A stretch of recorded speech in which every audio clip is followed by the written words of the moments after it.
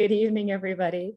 Welcome to our first webinar session. My name is Dr. Carrie-Ann Peart, and I hail from Jamaica, Jamaica. Yes, Jamaica, Jamaica. I currently live in South Florida, and I am the Associate for Public Health and Psychology with Earth Medic, Earth Nurse. So welcome again to our session. We are delighted to have you here. There's been so much back and forth in the planning down to the last minute. So thank you all for attending, and we're looking forward to your participation. So I have the pleasure of introducing our founder, Dr. James Hospitalis. And so very briefly, I'll give you a little bit about Dr. James, Dr. H, as we call him. He is a citizen of Trinidad and Tobago, an accomplished public health physician, lover of nature. He really, really is. You should see his backyard. A person of faith, a father, and a grandfather. Dr. H founded Earth Medic, Earth Nurse to mobilize health professionals to address climate health crisis. He chairs the Defeat NCD Partnership Executive Committee addressing NCDs in low resource countries. He's also a climate and health advisor to the Healthy Caribbean Coalition, who is one of our partners this evening, and welcome to them. He was director of the Caribbean Public Health Agency and coordinator for the Chronic Disease Prevention and Control Department for PAHO, and WHO. And if you're not familiar, PAHO is our Pan-American Health Organization, and WHO is the World Health Organization. He played a key role in the 2007 CARICOM Heads of Government Summit on non-communicable diseases, leading to the UN high-level meeting on NCDs in 2012, 2014, and 2018. He is also an honors graduate of UWI, which is our University of the West Indies, in medicine. He has his Masters of Public Health from the London School of Hygiene and Tropical Medicine, and he was a fellow of the UK, United Kingdom, Faculty of Public Health. Dr. Hospitalis has published more than 100 papers and reports, and currently writes for the G7, G20 on climate and health.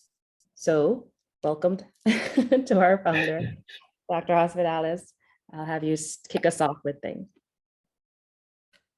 Thank you very much, Carrie-Ann. It's always feel awkward hearing these introductions. So I'm going to give a little overview of our program. And if I could share my screen, does that work? Can you see that? Yeah. So welcome to the monthly workshop webinar series, which is focused on climate and non-communicable diseases. Many of you might have participated in the Climate and Health Responders course that we ran from April to June. And this is a follow-on from that, diving deeper into the specific topic of climate and NCDs. If you were there in the last lecture we did in that course, which was June the 8th, we had a poll, what should be the subject to dive into? And this was the topic that came out ahead. The partners in this course are the Global Consortium on Climate and Health Education at Columbia School of Public Health. Dr. Cecilia Sorensen is the director, and she's in clinic this evening and unable to be with us. So I'm really happy to partner with Cecilia, and the Healthy Caribbean Coalition, the HCC, which the President, Sir Trevor Hassel, will bring us some remarks shortly. So the objectives of the series are to show the many links of non-communicable diseases to climate and environment, equip participants with knowledge and tools to serve as the foundation for action, and identify what practitioners, patients, and communities need to know that's current culturally relevant, including taking a climate risk health history, and to mobilize, organize, and amplify voices of health professionals to advocate for solutions which benefit people and the planet. The design of this series is some short keynote talks. I will be giving one, and then Dr. Georgiana Gordon-Strachan, presentation and discussion of materials and tools prepared by Earth Medic and Earth Nurse working groups. We want to gather some feedback on the use of those tools, and we will have in the series discussions on research gaps in climate and NCDs, and we're encouraging active audience participation, including civil society voices, which are designed into each of the next ones. And the overview of the series is here. We're here at Climate and NCDs, opening session, October 27th. Next, on November 17th is mental health.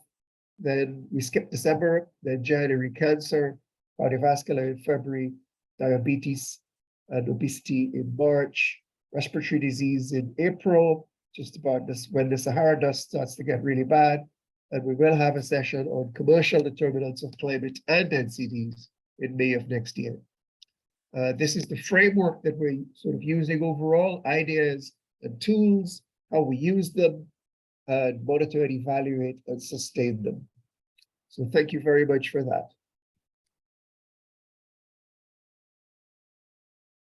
Back to you, Carrie-Anne. Thank you very much.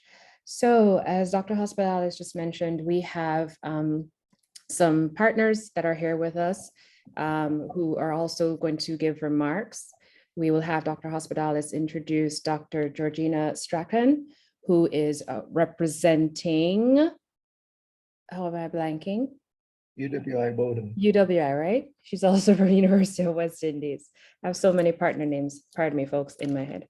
And we'll also have Dr. Hospitalis introduce Sir Trevor Hassel, who is representing a partnership that we have with Healthy Caribbean Coalition. So welcome speakers. Dr. Stratton, you'll be up first, and I'll have Dr. Hospitalis welcome you. I thought it was Sir Trevor first, Carrie-Anne. Oh, sorry. Yeah, Sir Trevor is bringing remarks. Okay, put your own. It's my pleasure to introduce Professor Sir Trevor Hassel, the president of the Healthy Caribbean Coalition. There are some people you say this person needs no introduction, and Sir Trevor is like that, famous.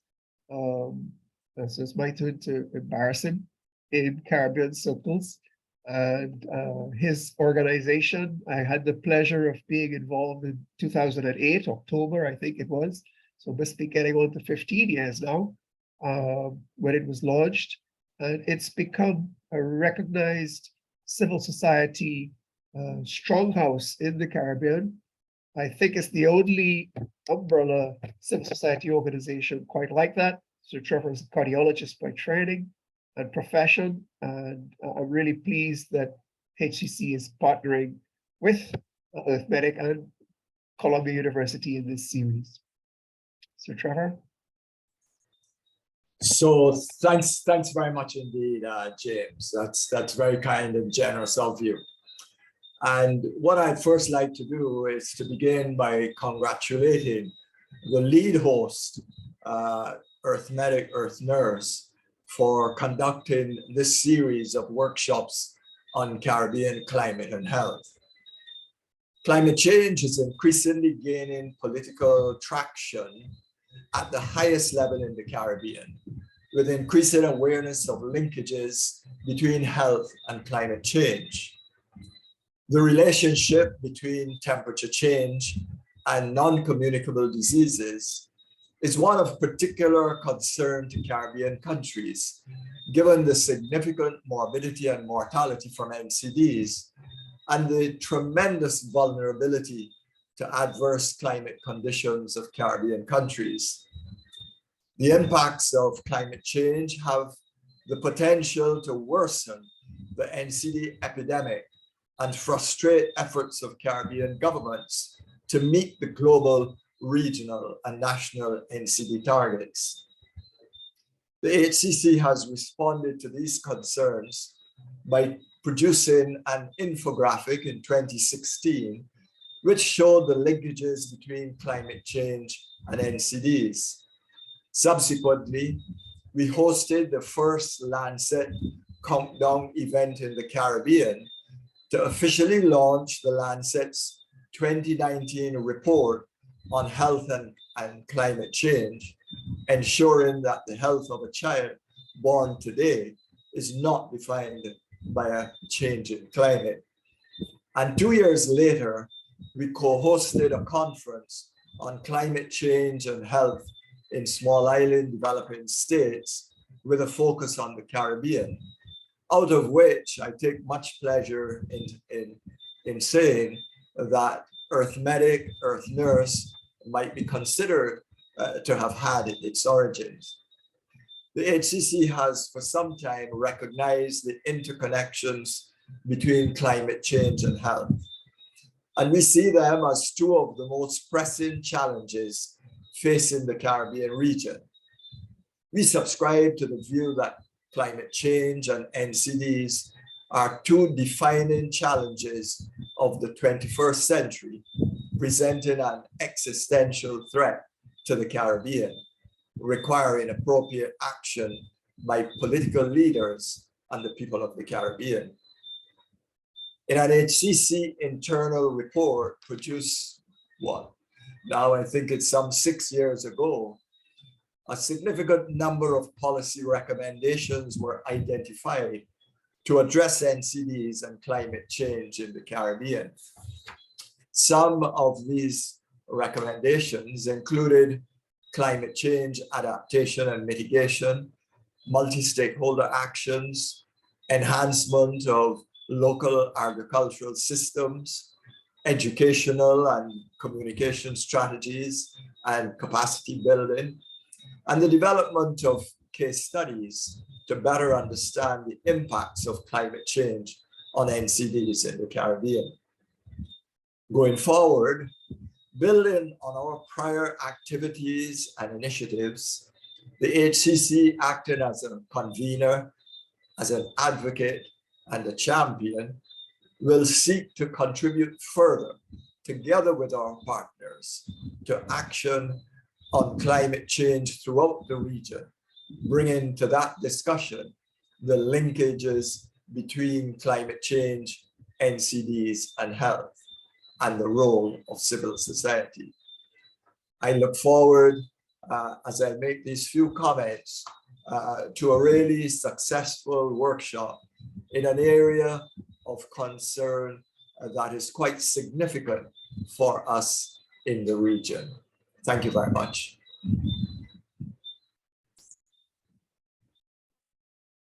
Thank you, Sir Trevor. Thank you. I mean, you said it, the climate issue and health, and especially the non-communicable diseases, are two big challenges that our region has, and they're connected. And we'll be getting into that this evening and in the rest of the sessions of the program. I should probably introduce Dr. Georgiana Gordon-Strachan, who is the head of Pyramid Institute for Health Research in Mona, Jamaica, and also works with us on our climate and health research for action group for the Caribbean, along with PAHO and Emory and Yale. That's focused on working on that. So Georgiana is going to be looking at some of the research angles and the data that we need. And then I'll be picking up the baton and looking at the links between climate and NCDs and focus on a few particular issues. Georgiana. Thank you all, and to thank James for the opportunity to do this short presentation to this group. And I'm really very excited that so many people have joined. So I am the director of the Tropical Metabolism Research Unit, which is a unit within the Caribbean Institute for Health Research. Just a minor correction, James Marshall Tullereed is our director. So just by way of a brief introduction, I'm sure that I'm speaking to the choir here, but I always like to go back to first principles. And one of the most important things, I think, for any living organism, for their existence and their survival, they have to be in an environment that will provide for their basic needs, as well as conditions suitable for their growth and their reproduction. As Sir Trevor said, unabated climate change threatens the existence of our biophysical and our ecological systems at the planetary scale and presents an existential threat for us here in the Caribbean. It was described by the Lancet Commission on Managing the Health Effects of Climate Change as the biggest global health threat of the 21st century. But afterwards, they reflected on it and thought that it actually is the greatest global health opportunity if we actually try to address these issues. So again, a little step back. What has caused this unprecedented change in climate? We know a lot, everybody knows that it's anthropogenic, meaning that it is caused by human activities. But the truth is that climate change is actually a very naturally occurring phenomenon, but it takes place over millennia. And the unabated climate change and unprecedented climate change that we're seeing now it has been widely accepted that this is due to greenhouse gases, and these emissions are caused from human activities through industries, and these have contributed significantly to the increase in global temperatures.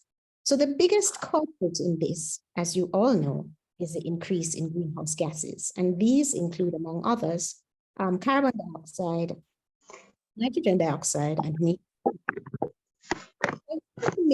Point, because I think sometimes it's overlooked.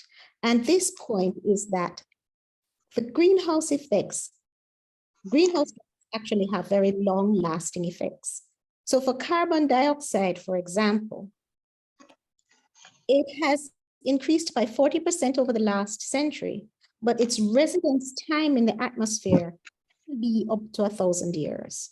Methane can remain in the atmosphere for 10 years, and the increase over the last century was 150%, and the nitrogen dioxide, 20%. And this remains in the atmosphere, or can remain in the atmosphere, for up to 114 years. So I think the point I'm trying to make is that even if we stopped all emissions, very minimal, we would still have to contend with the residual residence times of these greenhouse gases, which will continue to have an impact on climate. We also know that as small island states, we contribute very little to greenhouse gas emissions globally, but we are very vulnerable. And the IPCC report, the Intergovernmental Panel on Climate Change report for 2007 said it very well, that we will be the first and the hardest hit.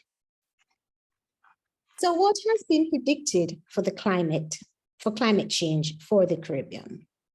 The book captioned here is a publication which was done by the Climate Studies Working Group of the University of the West Indies, MONA, along with several other partners, including 5 Cs. The prediction was done by comparing the historical trend of our climate between the period 1986 to 2005. And by 2100, what we can expect is for the temperature to be hotter. I think we're already experiencing that. We're expecting less rainfall, so we're going to have drier periods and drought periods. But along with this drier period and drought periods, we can expect to have episodic rainfall. And I think Trinidad has experienced this. I know for sure Jamaica experienced this in 2017 in Montego Bay. I think within 2 hours, a month's worth of precipitation had fallen and the cars were just swimming along the roads. This has also happened in St. Lucia. The famous Christmas rains is another example of this. Sea level rise is also what is expected for us. And we are islands. The sea is a part of our domain. And so we have to be really cognizant of sea level rise within our islands and what effect that will have for us. And the prediction is that it will rise.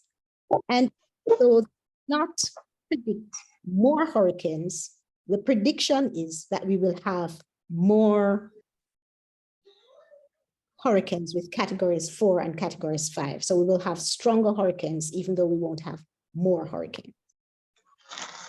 So let's take a step back. So I showed you the climate picture. Let's have a look at what we're really here for, the NCDs. And I'm using as my example data from Jamaica. So Jamaica has a serial survey which is done, and it's called the Jamaica Health and Lifestyle Okay, so that's JHLS. And it was done in 2001, repeated in 2008, and then again in 2017. So what this slide is trying to show is the difference or the change in these variables here, these indicators, these risk factors, and some diseases for chronic non-communicable diseases. So for example, the percentage change in overweight was 17.9%.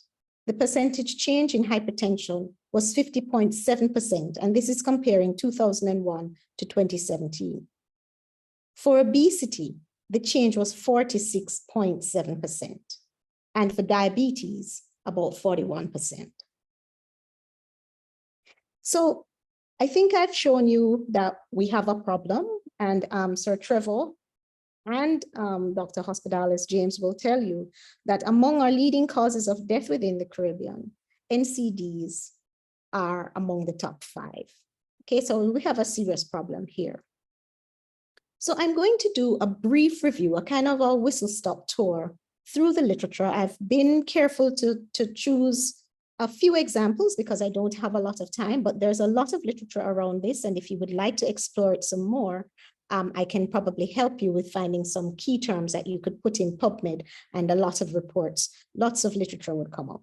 One of the challenges with this, though, is that not a lot of papers or scientific publications in journals actually come from our region. And that is something that we need to address. A scoping report was done recently, and it showed that huge gap. So I think while we're busy getting on with it, we also have to stop to document what we're doing and to put it in a format so that it can be disseminated to other stakeholders, other policymakers, other researchers, so we can really measure what is going on. Because you and I know that if you don't measure it, you won't know what the extent of the problem is. So again, just to come back to the whole building blocks, we know that the most basic building blocks of any natural environment are its weather in the short term and its climate in the long term.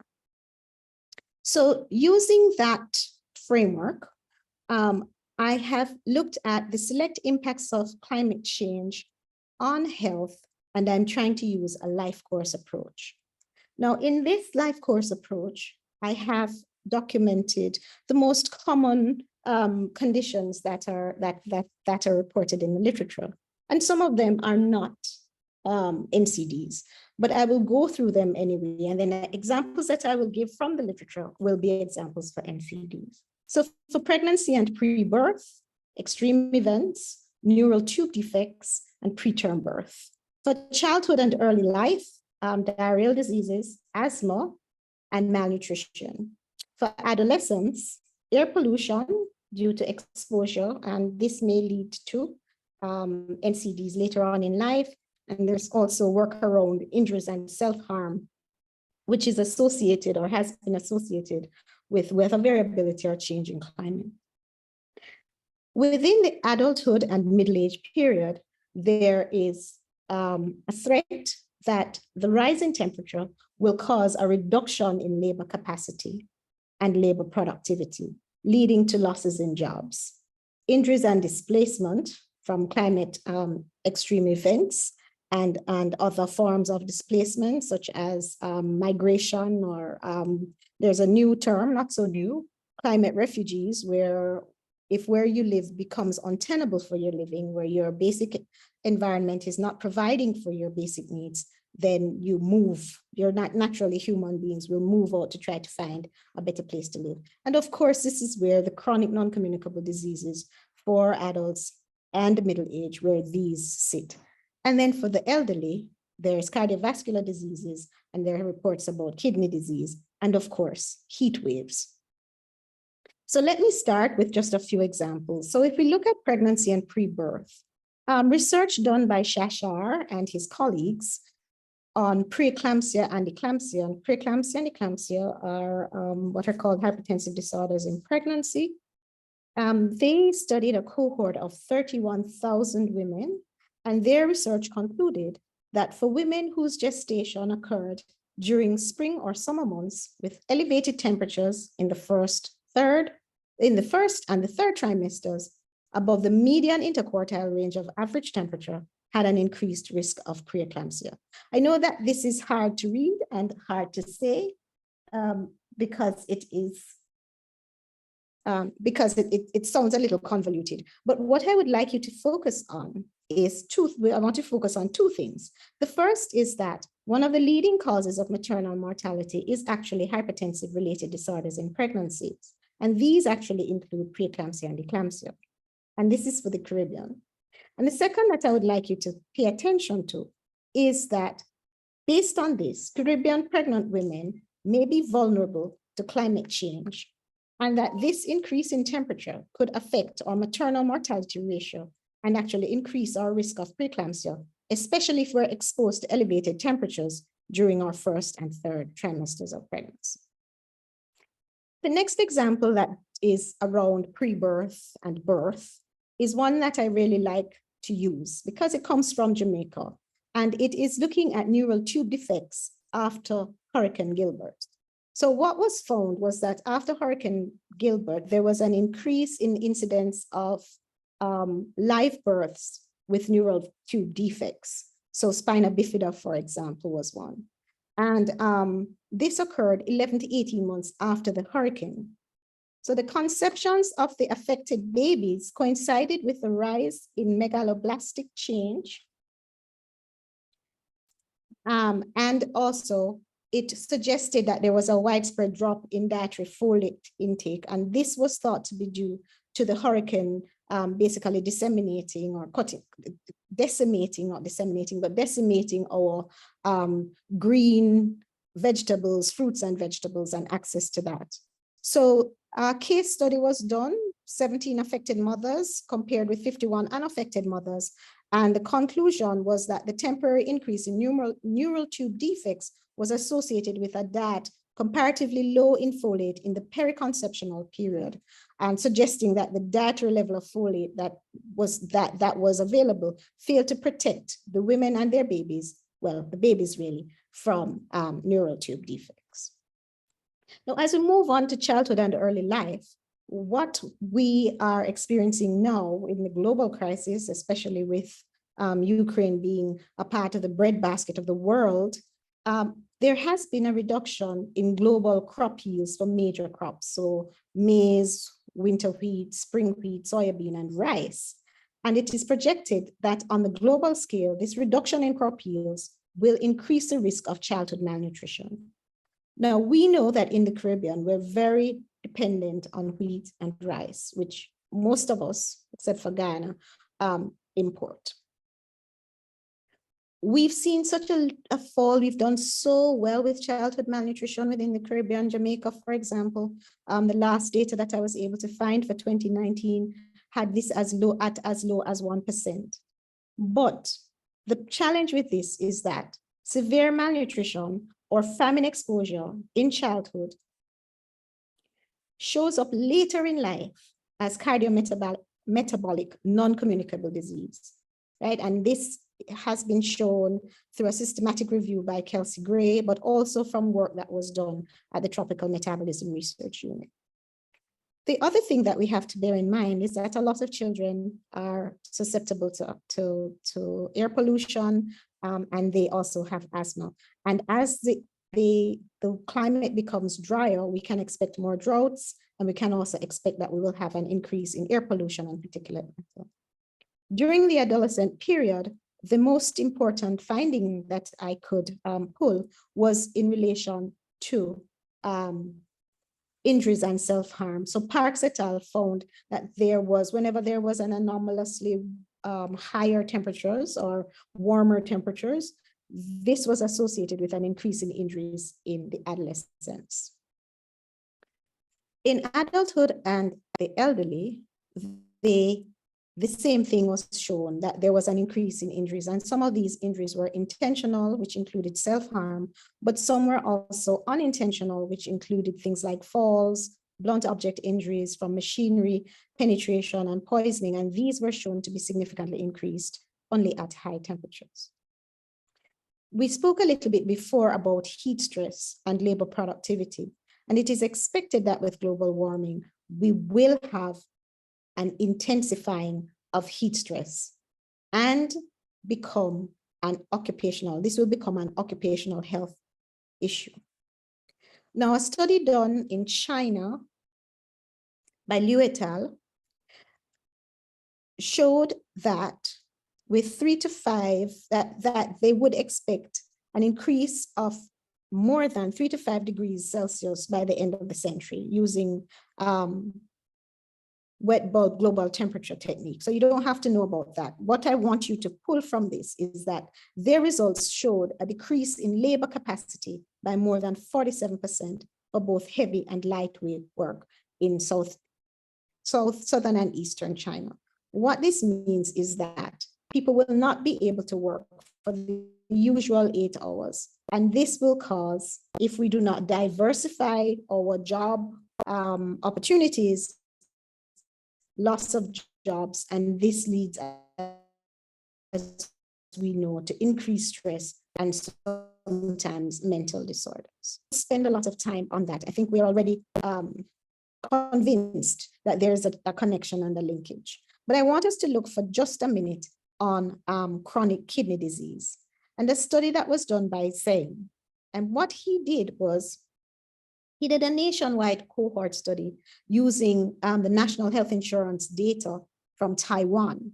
And using that database, he followed up patients over time, patients who had been diagnosed or treated with heat injuries.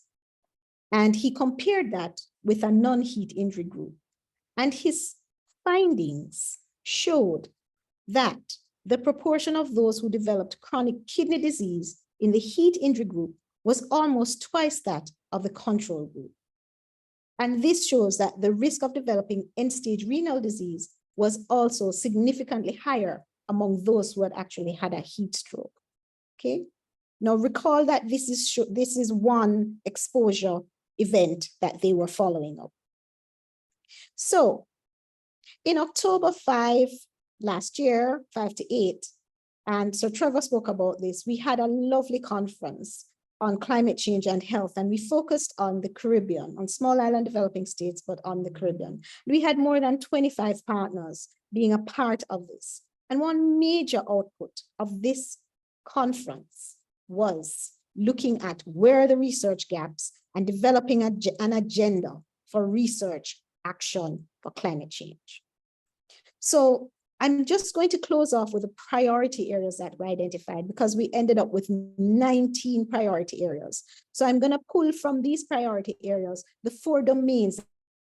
Look at why climate action is good for non-communicable diseases. And at the end of this session, I'd like you to be able to explain the links between the 5 main NCDs and the shared risk factors, and understand better how climate events leads to excess deaths in people with NCDs. Outline 3 preventive strategies. And then I'm going to focus on 2 things: what we eat and how we get around, especially the meat industry and its contribution to climate and NCD, and explaining how transport patterns affect low levels of physical activity. So here are a couple of readings. This first one is based on an article I wrote for the G20, a Buenos Aires meeting on climate and NCDs. And the other one is a scoping review by Saria Hassan et al. On management of chronic NCDs after natural disasters in the Caribbean. People are probably familiar with this diagram, that climate change and rising temperature, more extreme weather, is leading to changes in our environment, more air pollution, vector ecology, water and food, and degrading our environment. And that's leading to a range of infectious diseases and forced migration, civil conflict. What doesn't jump out at me here anyway is how profound it is, the effect of climate change on the non-communicable diseases. And I put this little diagram in here. I don't know how many people are familiar with the story that about the 6 blind men or women who encountered an elephant. And if you're not familiar with this story, it's illustrative of the problem we have with climate change, or the challenge. So this is a story of 6 blind men who met an elephant, and the one who got a hold of the tail says, it's a rope. I can tell you it's a rope. And the one here who touched the tusk says, it's a spear. I can feel it. It's pointed, it's hard, it's sharp. And then somebody touches the leg and says, it's a tree. And somebody touches the side and said, it's a wall. And somebody touches the ears and says, no, it's a fan. And the person who touches the trunk, which is wriggling away, says, it's a snake. But it's all the same animal. And I hope you'll see the significance of or the metaphor that I've used here with this story as I go along. So here is a table that appears in many books. There are 5 non-communicable diseases and the 5 shared risk factors: cardiovascular disease, diabetes, cancer, respiratory diseases, including asthma and chronic obstructive disease, and mental disorders. Mental disorders were added after these 4. There was a lot of clamor to have things like dementia and depression added. And in fact, something like alcohol abuse is a mental issue.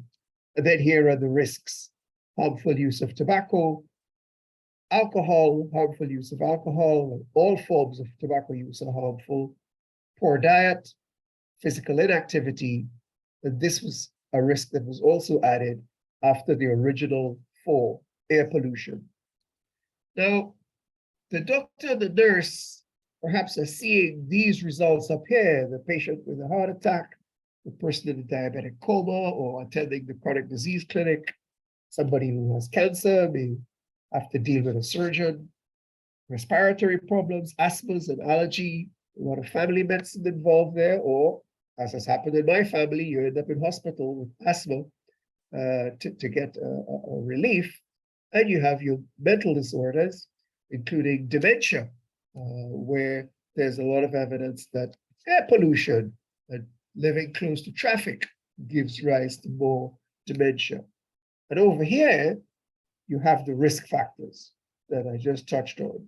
What many people who are in the health field don't know is tobacco is not only harmful to health, it is really harmful to the environment in all stages of how it is grown, how it is transported, how it is processed, and all the discarded bits of tobacco that you have, quite apart from the offices or homes that may have people in them who are smoking that get dirty and need to be cleaned more frequently. Air pollution is thought to affect over 90% of the population of the world is breathing air that's above the WHO standards for a safe air. And I've come to realize, even here in the Caribbean, although we're islands, a lot of us have levels of air pollution more than is safe. And I have asthma, so I was stuck in a traffic jam a few weeks back, and I got a wicked attack of asthma. And I realized all these vehicles, bumper to bumper, many of them being diesel vehicles, were pumping out pollutants into the atmosphere that were triggering my respiratory problems. So you could put a tick over in this box here. Now, what do you think each of these parties sees of the elephant?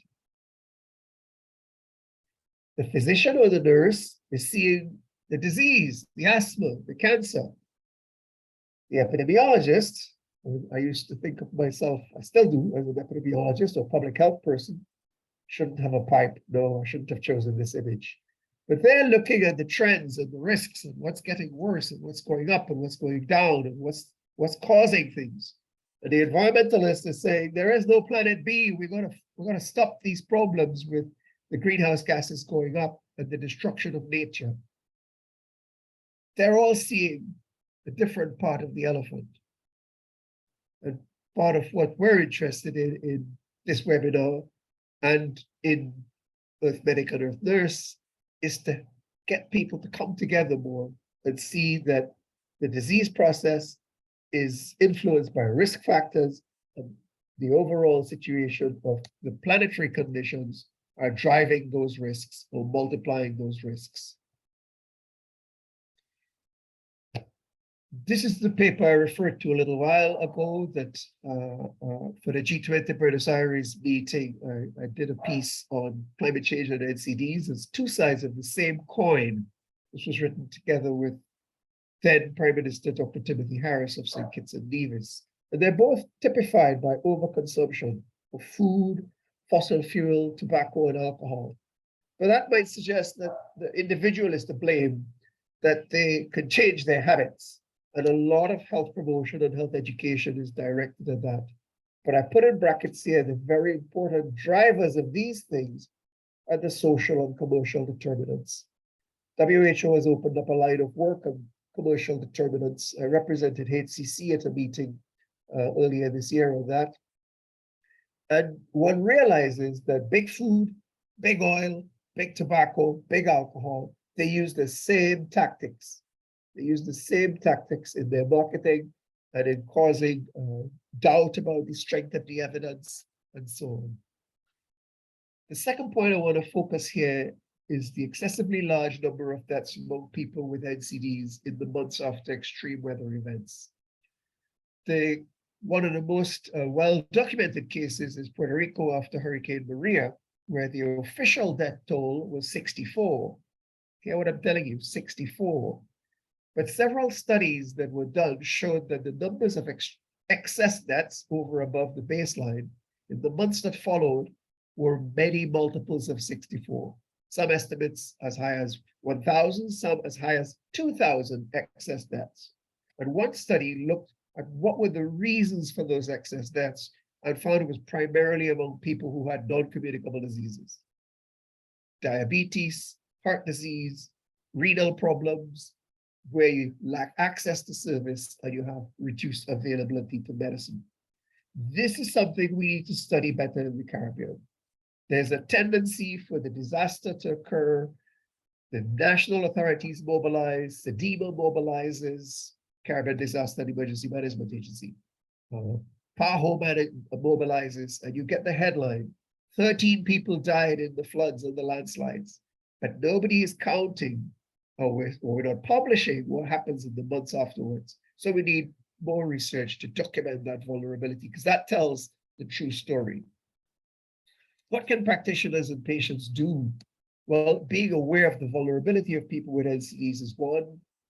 In Bahamas, we heard in a course earlier this year that they issued longer prescriptions for 2 or 3 months so people would have medicine to tie them over, assuming that things would be really disrupted. One could pre-identify people with non-communicable diseases. The Tobago Emergency Management Agency, visiting them earlier this year, they have a good practice where people with severe NCDs and other disabilities can pre-register in the health center. And that data is shared in a confidential manner with the Emergency Management Agency in the event of an emergency. I think we need cloud-based medical records to support continuity of patient care when people are displaced or they have to migrate to the island next door for a few months. You could probably come up with some other ideas of what can patients and practitioners do. Let me touch briefly on food.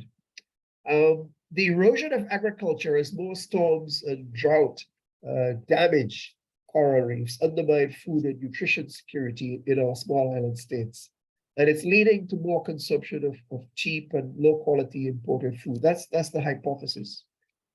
The agriculture, especially for meat, uses a lot of fossil fuels for mechanized agriculture. And the amount of carbon it takes to produce 1 kilogram of meat, especially red meat, is many multiples of what it takes to get a good healthy diet, plant-based. So I wouldn't say that I've stopped eating meat entirely myself, but as a family, we've greatly cut back on meat consumption.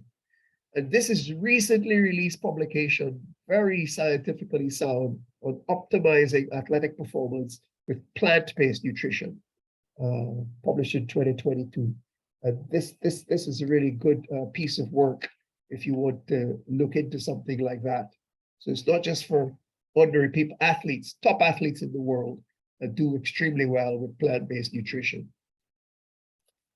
Air quality and transport. We'll have another session next year that's looking at air quality and vehicle emissions. But I want to focus on how we get around. People in small island states are increasingly inactive, which drives up your NCD incidents, your physical inactivity. And our transport is mostly by vehicles using fossil fuels. So increasing alternative transport, such as biking and walking, which utilize the existing built environment, have potential co-benefits to health, to energy security, to tourism, and to the planet. And that's it, I think. Thank you very much. I know my time was short, so I wanted to highlight some of the links between NCDs and climate change, some of the problems with excess mortality, and focused on two things: what we eat and how we get around. Thank you. All right. Thank you, Dr. Hospitalis. Thank you, Dr. Gordon-Strachan, for those insightful and somewhat mind-blowing presentations. I think the data really speaks to the volumes of issues that we have in the region and presents some proposals for resolution, how we can take individual as well as collective action. So with that, and where we are with time, we wanted to introduce our guests to our work group members, the co-chairs of our two work groups who have been diligently working on creating different products as we brainstorm ideas for resolution in our region. And so I want to quickly introduce our co-chairs for the different work groups, and they are going to present really quickly two of the infographic illustrative features or documents that they've put together for promoting education and awareness around NCDs and our issues related to climate change in our region. So we will have our work group 1 members, Keslin Lizama, as well as Dr. Simone Charles, get ready for their presentation as I introduce those members to the rest of us. So Keslin Lizama is actually a registered nurse of 6 years and assistant unit manager for the general medical ward at Karl Hausner Memorial Hospital in Belize. Her clinical experiences sparked a deeper interest in understanding health inequities whilst considering the effects of climate change.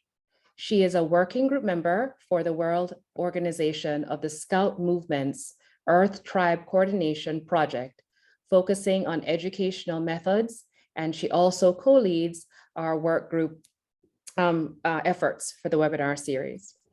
She holds a Bachelor of Science in Nursing from the University of Belize and a Master of Science in Public Health from the National Yang Min Chau Tung University in Taiwan. Hope I said that correctly.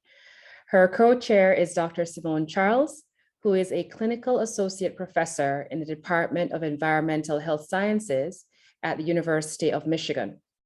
Dr. Charles has several years' experience working with the academic community in partnerships to address environmental health disparities in predominantly underserved rural and urban communities. Her expertise and experiences are the intersection of environmental health literacy, exposure science, and risk management, community engagement, research dissemination, and translation, along with health disparities. She is a volunteer with Earth Medic, Earth Nurse, and serves as co-chair for our working group 1. All right, so I'll have work group 1 take it away with their presentation. Okay, so hello to everyone. So we're going to be looking at climate change, non-communicable diseases, a focus on patients and communities.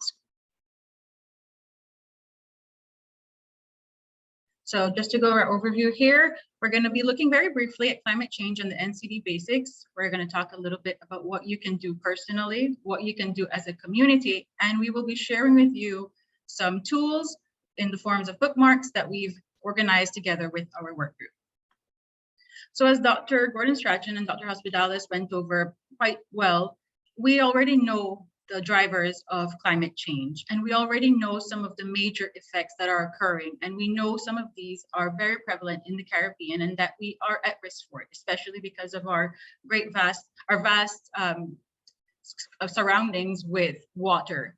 And Even with all of this, we know that though there's a lot of data out there for many other countries, data within the Caribbean is still lacking. Data regarding health and climate change in the Caribbean is very scarce.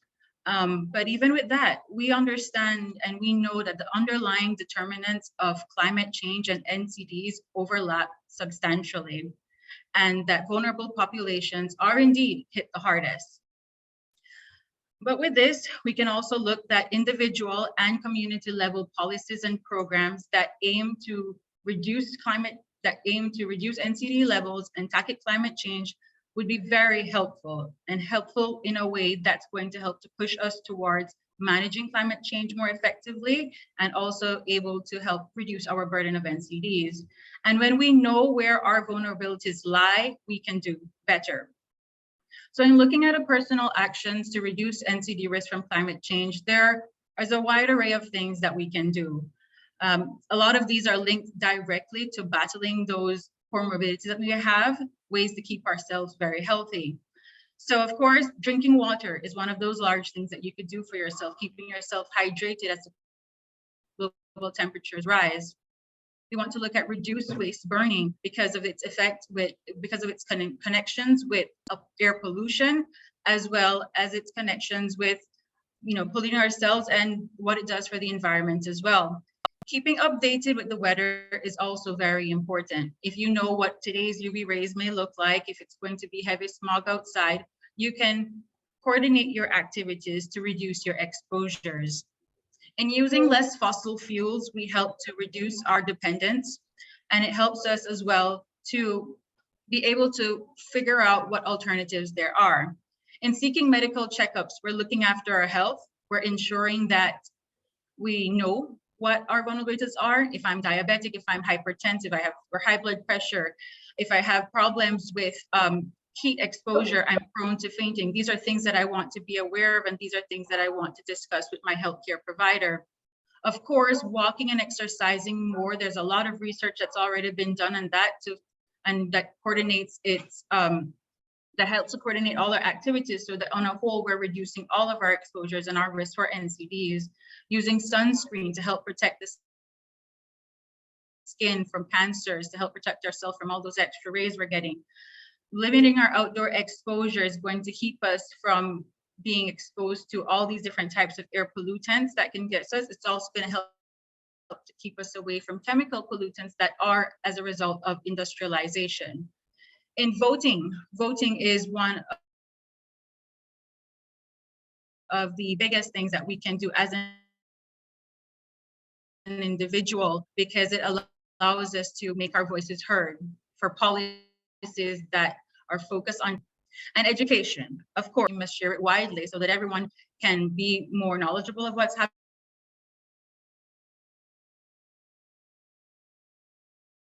Caveats with this, because we know that some vulnerable populations may not be able to achieve this so easily.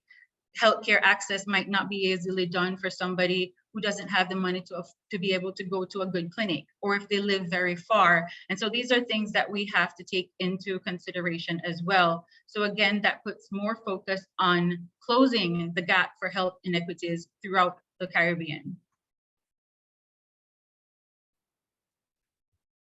When looking at community level actions to reduce NCD risk, these are things that are, sorry, it passed a little bit. Okay, here we go. So when we look at the community level actions,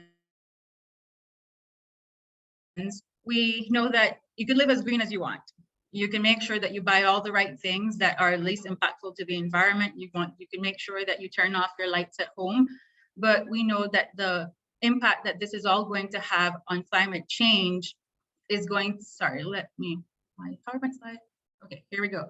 But we know that the impact that this is going to have is not as great as if we got everyone in our community active.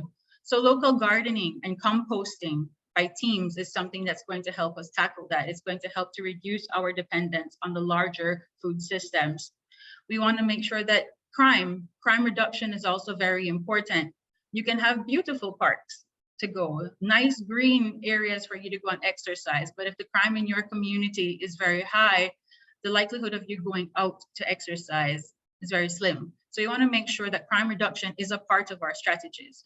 Carpooling, driving to work with your friends, ensuring that you all team up together.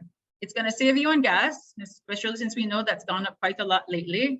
And also it's going to be able to help us to also be advocates as well for more green public transportation. So you either carpool, if you take the public transport, these are options that we can look into. The same goes for walking groups. Walking together, it's going to create a safer environment for us to go to and from our destinations, and it's also going to reduce our impact and emissions going into the air. Recycling programs are also very big, and these come in various forms as well. So taking part in one of those is also essential. Going to the grocery store with your non-plastic bags or reusable bags are also something that you can do. Of course, supporting climate action is a very important step for us to go as well. And so you want to ensure that you're advocating for that you're partaking, you find the groups that are well-versed in this area and you do it. And with all of this, this will help to increase our awareness and help to push us towards better climate change actions. Now I'm going to pass on over to Simone, my colleague, who will be sharing with you some strategies and tools that we can use to combat climate change. Thank you, Kathleen. And so as we transition to actions we can take as a community, we think about some of these tools. One I would like to point out first is about advocacy. How do we use our voice, be it social media, be it a podcast, be it just a platform? How do we use our voice to gather support and to promote climate action? Let's consider coalition building. How do we bring the right members together to the table and allow them to bring their skills to the table and show up the way they would like to show up behind this work? I said together, it allows for building a powerful voice of the coalition or of the collective together. So coalition building is really important. And then to evaluate and assess on two levels. One, on the level of how does the community best receive the information that we are putting forward? How do they best receive that information? How would they like to assess that information or access that information? And where do they stand with regards to the information? And so evaluating and assessing in that regard is important. And then also, as Dr. Gordon Strachan mentioned, it's important to document and measure in order to know the extent of the problem. And so that's a quote from her earlier today. And so we want to talk about surveillance is really important as well. And I particularly left participatory action for last because I wanted to use it as an example of how this working group worked together to now show you the product that we've put together. And so that is bringing the members together and allowing everybody to participate equally and ensuring that everybody is allowed to bring themselves, their skills, their backgrounds together in order to promote those. And so if you could transition to the next slide for me. I'd like to transition into the tool that we put together. And so I'm going to step back a minute and explain how we did what we did. And so we came together, people volunteered to serve together in this role to promote some of the work here that Earth Medic, Earth Nurse is doing. And so we came together. And so one of the things we did was try to get to know who's at the table. What are your skills? What are your background? What do you bring to the table? What's your interest in being at the table? And how would you like to represent yourself at the table? And so that information was really important to understand both individually to get yourself centered, but then also collectively, so we knew what skills we could pull on. And at the same time, we did a curation of the literature to find the data and the information needed. We then condensed that information and fact-checked it, and then collaboratively determined what were the main points we wanted to bring forward. And then I should say, one of our members had a specific skill set in design with a particular design platform, and then utilized that design platform to produce what product is that you're seeing here today. So if you'll allow me to showcase that product, it is a bookmark, as Kathleen mentioned earlier, and it's two-sided. So on one side, we see some very detailed information about climate and climate change and everything that's been talked about before. So you see climate change, non-communicable diseases, and some basic information. Next slide, please. And then it talked about the impact. So the impact of climate change, how it changes the non-communicable disease burden in the Caribbean, and then goes through very specific information. And we collectively decided we didn't want more than 4 to 6 points on the slide on any one topic area. And so again, through curation and fact checking and condensing, we came up with these as being the main points we wanted to raise. Next slide, please. And then we talked about, now that we knew impact, we wanted to say, okay, now what can you do? And then what can your community do? And so that's the third point here. And then lastly, we wanted to talk about the tools. So what tools can you use in order to work with your communities and yourself and to promote this change? On the flip side of the tool, of the bookmark, we wanted to highlight generalized climate change information.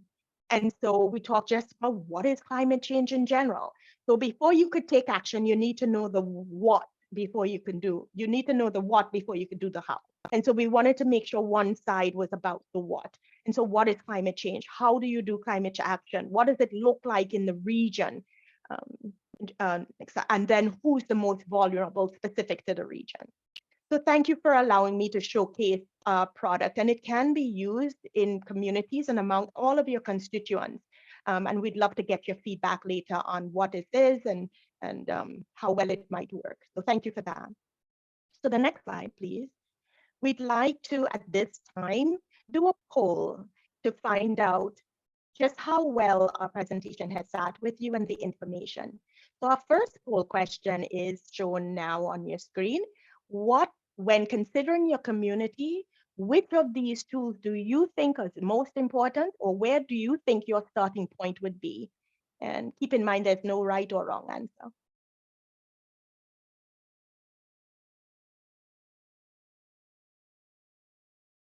Okay. Oh, we have, I'm sorry. I'm sorry, Haley, can you launch the poll again, please?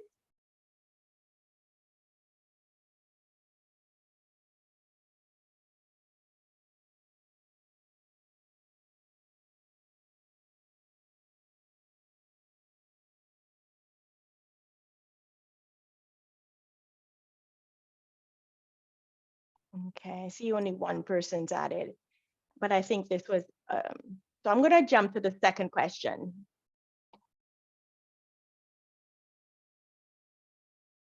And so the second question of the poll is, when going to your next medical, when going to the next medical checkup, what questions would you ask and information you would share with your doctor in the face of climate change?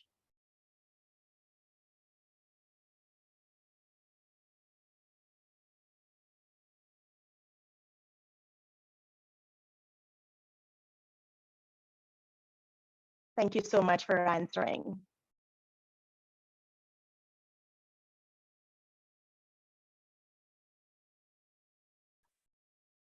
Leave it open for just a few more seconds. I see about 50% have participated.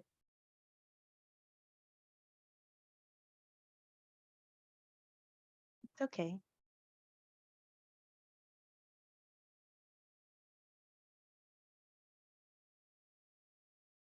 Okay, so based on what I see, we have about 54% have participated, and I see all of the above is 48%.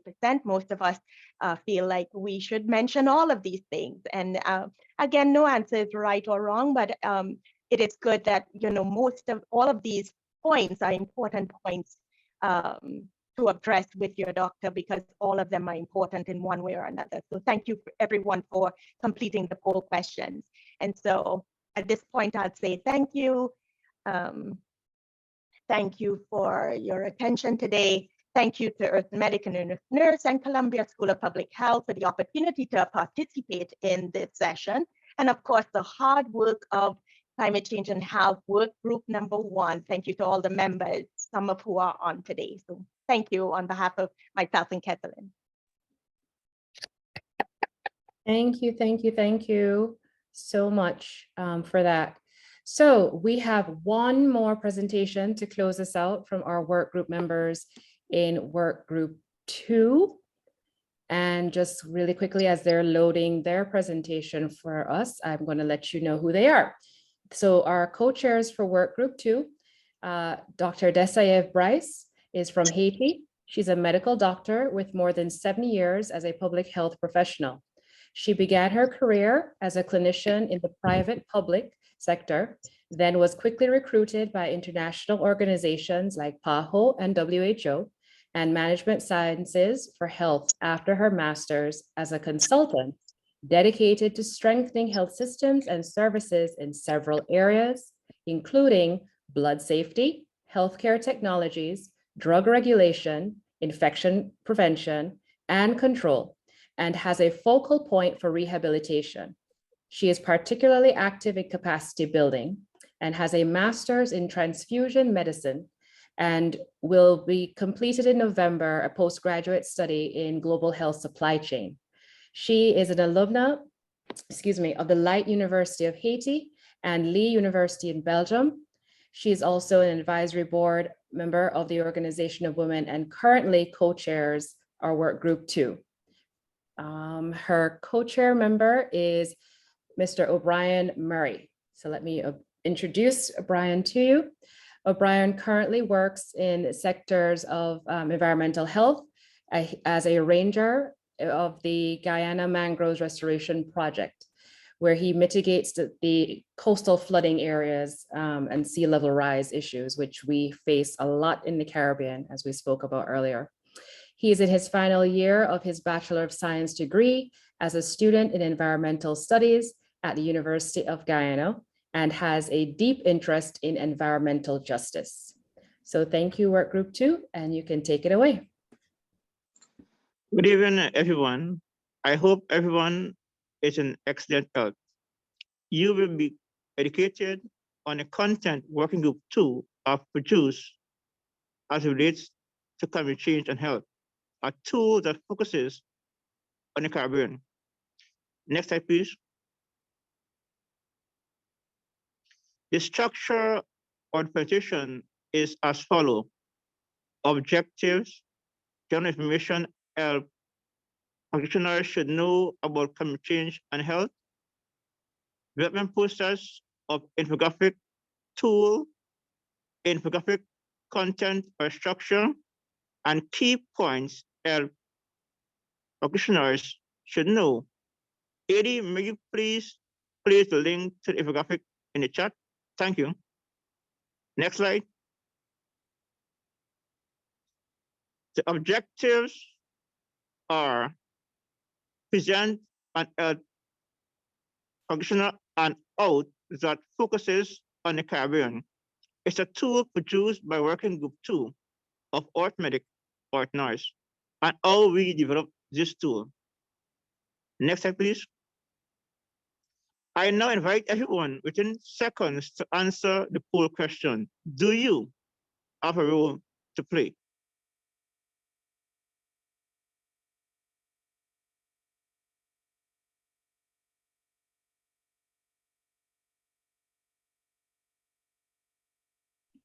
Haley, if you could launch that poll, that would be great.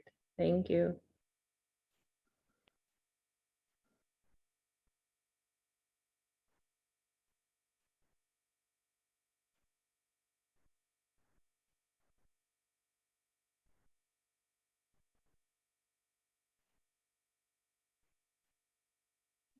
We're getting answers in the chat, so that's great. You can go ahead, O'Brien. Thanks, folks. Thank you for your response to the question. Yes, practitioners have a role to play. Next slide, please. I am inviting you to another poll question to respond within seconds. What should you know about climate change and health?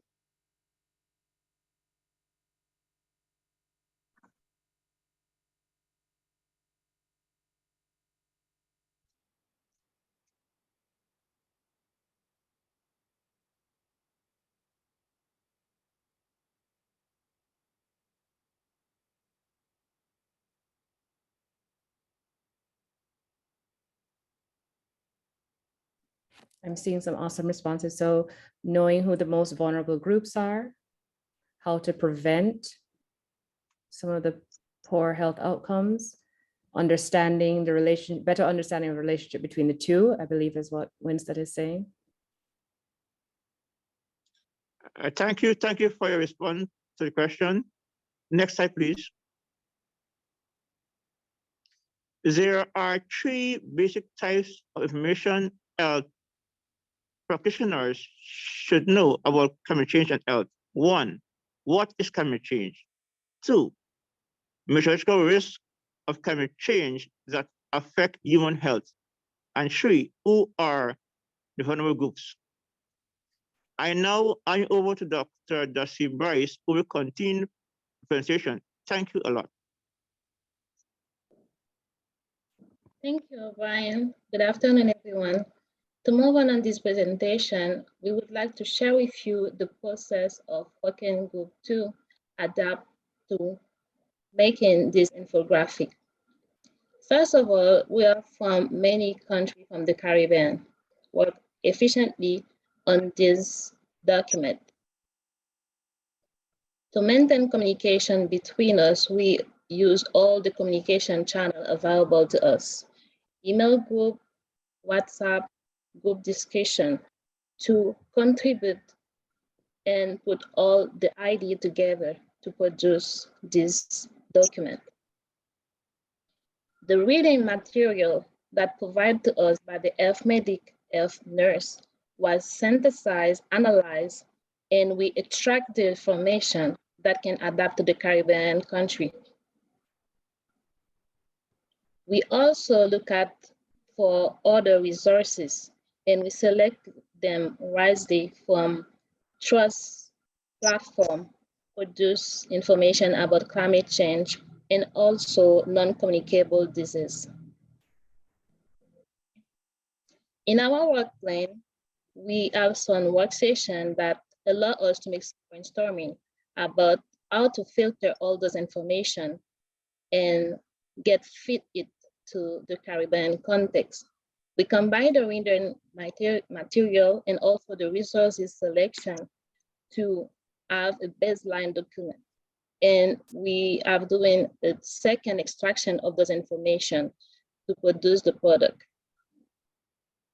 In the validation process, we select widely all the information that fit to the context in the Caribbean and also put our own experiences on it to give the colorful of the Caribbean region.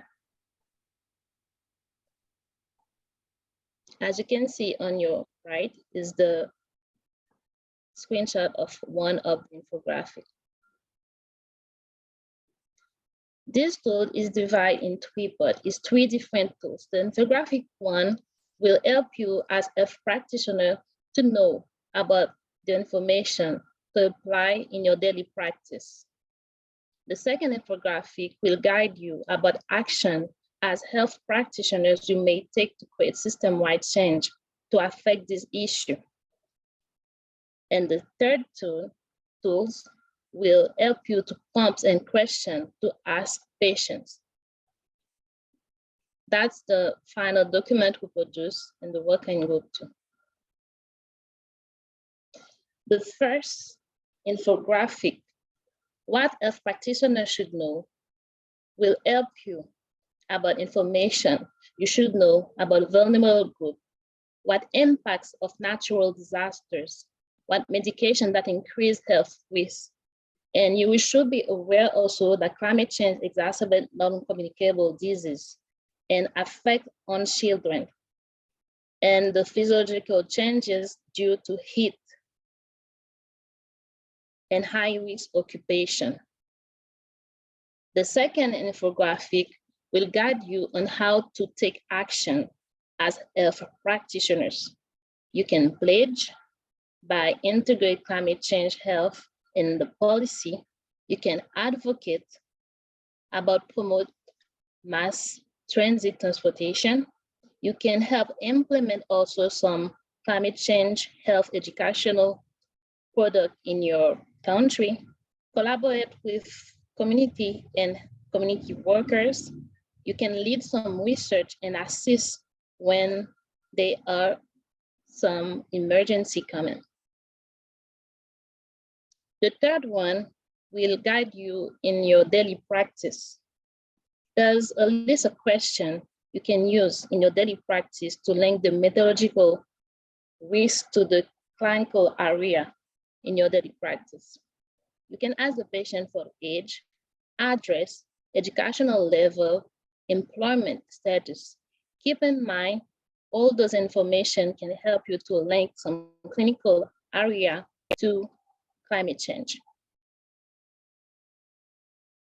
The key points to remember, climate change is real and affects human health. You should know how climate change impacts non-communicable diseases.